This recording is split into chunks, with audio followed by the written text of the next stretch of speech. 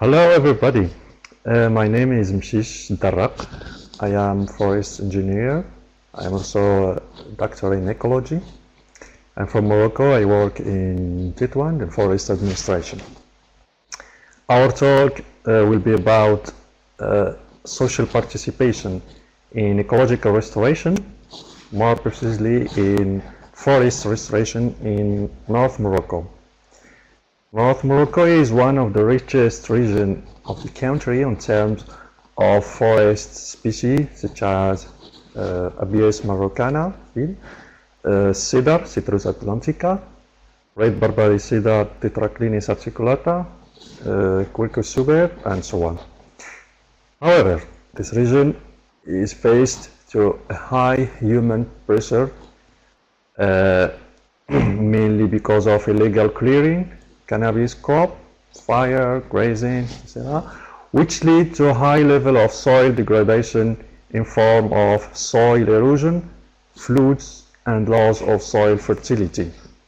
To deal with these environmental problems, the Forest Administration undertook several forest strategies, such as National Plan of Afforestation in 1970, the Directorate Plan of Afforestation, the PPR, in 1997.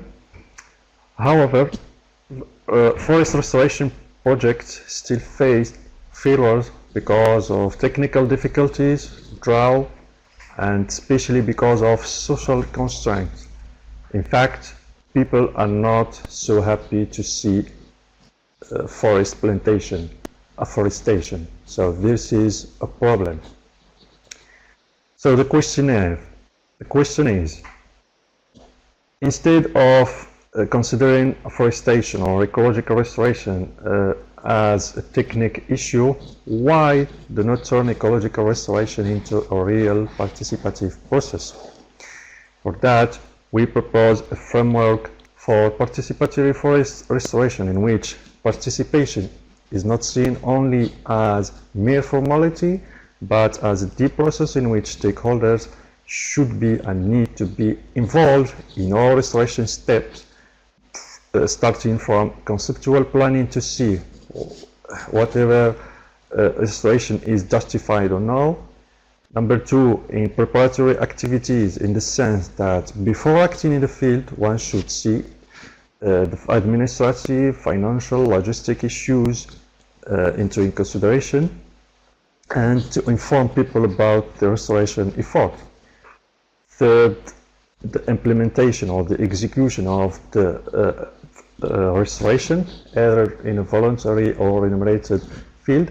And number four, participatory evaluation and monitoring, which means that we need to have courage to collect comments, critiques, and suggestions from participants and involve them in the supervision of the site and scientific monitoring. We applied this framework in a case study in a catchment called Beni Boufrah, which is a representative semi-arid area located, as we can see here, in North Morocco. The main vocation is an agricultural vocation, mainly cereal and almond crops in yellow color, but also forest potentiality, natural forest of red Barbary cedar, Tetraclinis woodlands, that we can see in dark green color. The area is faced to serious problem of forest degradation, soil erosion, and floods.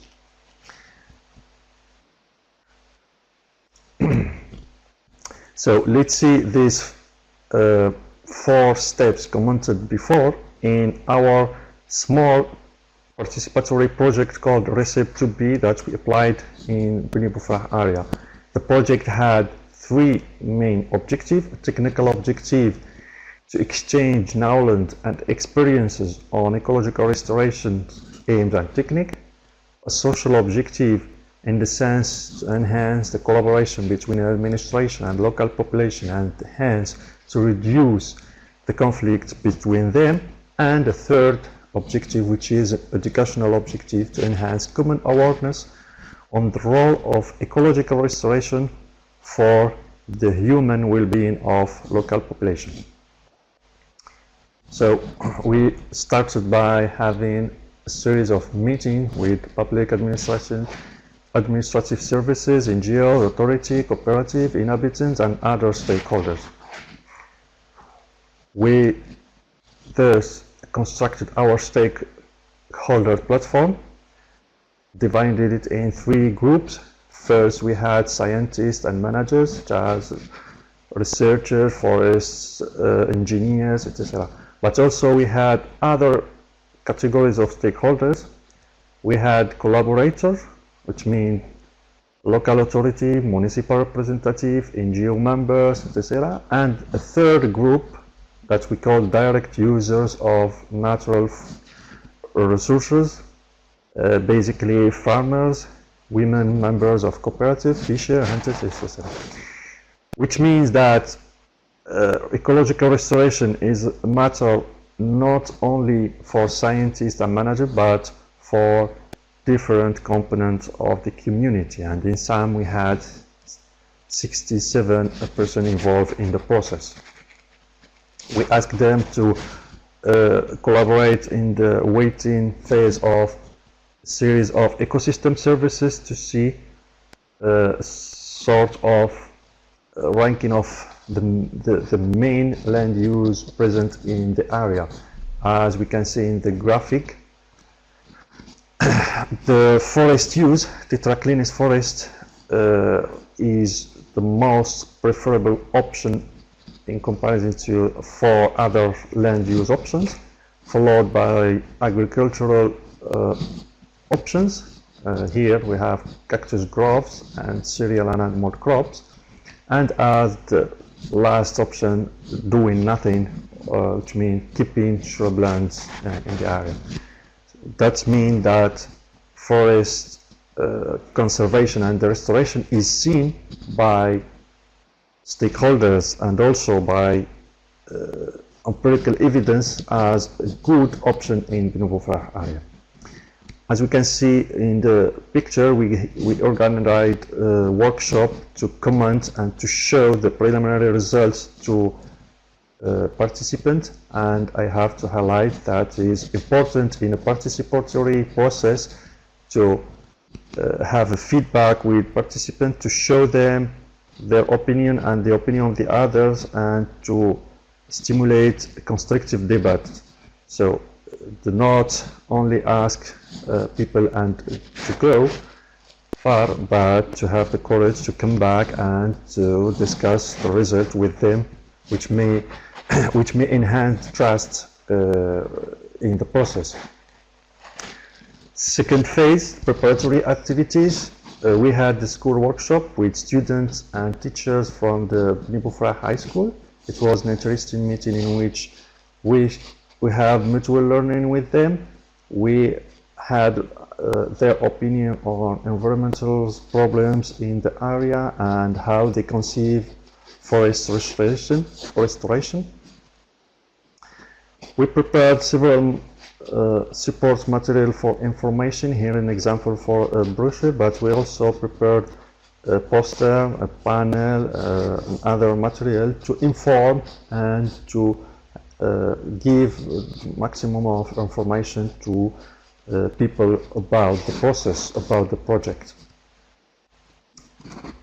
Third phase, the implementation, the execution of the participatory planting. Finally, we had a small demonstrative plot of 1 hectare in which we planted in 2 acts, one in October 2014, the other in March 2015. We planted mostly Tetraclinis acticulata and also lentiscus, Pistachia lentiscus. We wished to plant more autochthonous species, but local nurseries don't produce such species. We had 90 participants, as we can see in the graphic. Most of them in orange color are students, but we had also other categories of stakeholders who are not frequently involved in such restoration processes. So in red color we have women members of cooperative, we had members of NGO, teachers, forest staff of course, authority. And notice in the last category of farmers we had only one farmer who had participated. So farmer who had participated before in interviews, in meetings, workshops, in the moment of the execution they were absent, which is a crucial question to be interpreted. Here an example of the picture showing the planting act for the first day, showing the interaction between participants. They were motivated and enthusiastic to help each other to plant. Notice that is a forest, not an agricultural planting. Another picture for the second day. Here in the middle we can see forest engineer planting a forest plant, helped with a member of NGO, another member of association, student. So which means that this is not a task only of the administration, but this is a task carried out by a representative sample of the community. So this is a collective effort, not only an administrative effort. Fourth step, the evaluation. We performed also a participatory evaluation in 3 ways. First, an internal evaluation of the project, which showed positive aspects like an active stakeholders participation in all the process. We could test the technical procedure in its totality. We had a diversity of educational activities, but we had a negative aspect, which is the reluctance or the absence of farmers. We also had a participatory evaluation with the focus group who was present in all process. They expressed their appreciation of the practical interaction and goals and organization of the events. They have learned new concepts and techniques on ecological restoration. We also had meeting with farmers who ensured their conflictual relationship with forest administration. The monitoring during the first year showed a high rate of survival for lentils, more than tetraclinics, as we can see it in brown color for lenticus. Same thing during the second year, higher level or rates of survival for lenticus in brown, higher than for tetraclinics, mostly because of the bad quality of plant of tetraclinics plant which have been used the first day.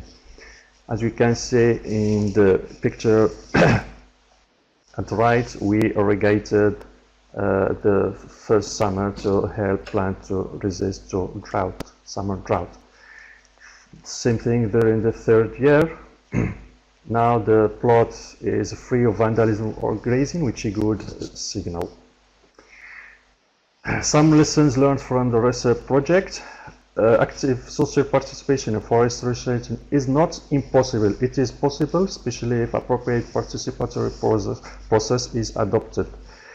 We need more mechanism to motivate farmers, and there is an importance of social structures such as school, NGO, cooperative to mobilize stakeholders in comparison to individual initiative.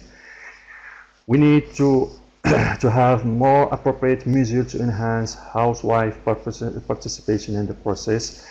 And this was a small demonstrative plot, but we think that a large-scale application of the proposed framework can bring more insight on factors of success and sustainability of participatory forest restoration. Some bibliographic references to be used. and thank you for your attention.